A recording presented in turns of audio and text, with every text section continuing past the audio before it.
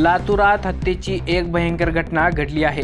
Barshi road ते Ausa road बाह्य वळण रस्त्याने सोलापूरकडे निघालेल्या इर्टिगा कार चालकाने क्लुझर जीपला कट मारली। याचा राग अनावर झाल्याने क्लुझर चालकाने त्याची जीप कारला आडवी लावली। यावरून दोघांमध्ये बाचाबाची होऊन लाताबुक्क्यांनी मारहाण झाली, वाद वाढला आणि या दरम्यान क्लुझरमध्ये बसलेल्या आरोपीने जवळचा चाकू काढला आणि सपासप वार करत इर्टिगातील तरुणाचा खून केला। हा तरुण सोलापूरचा माहिती अधिकार कार्यकर्ता असल्याची माहिती आहे। या घटनेने लातूरात एकच खळबळ माजली आहे। हा वाद सोडविण्यास गेलेल्या कारमधील एका महिलेच्याही छाती व पाठीवर चाकूने वार केले गेले। यात महिला गंभीर जखमी झाली आहे।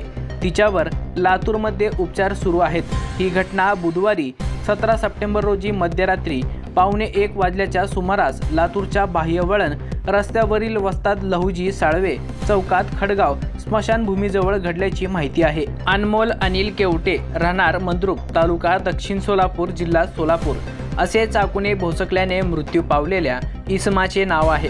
त्यांच्यासोबत असलेली सोनाली भोसले वय 40 राहणार अंत्रोळी तालुका जिल्हा सोलापूर ही महिला छाती व पाठीवर चाकूचे वार झाल्याने गंभीर जखमी झाली आहे। तिच्यावर शासकीय रुग्णालयात उपचार सुरू आहेत। सदरील घटनेची माहिती मिळताच पोलिसांनी एका आरोपीला ताब्यात घेतले आहे। सदरील गुन्ह्यात वापरलेली क्रुझर गाडी पोलिसांनी जप्त केली असून अन्य 3 आरोपींचा शोध घेणे सुरू आहे। 24 वर्षीय तरुणाला अहमदपूर येथून अटक करण्यात आली आहे। शिवाजीनगर पोलीस ठाण्यात सदरील घटनेचा गुन्हा नोंद झाला असून पुढील तपास पोलीस निरीक्षक दिलीप सागर, जमादार राहुल सोनकांबळे, जमादार बालाजी कुटवाड यासह अन्य लोक करत आहेत।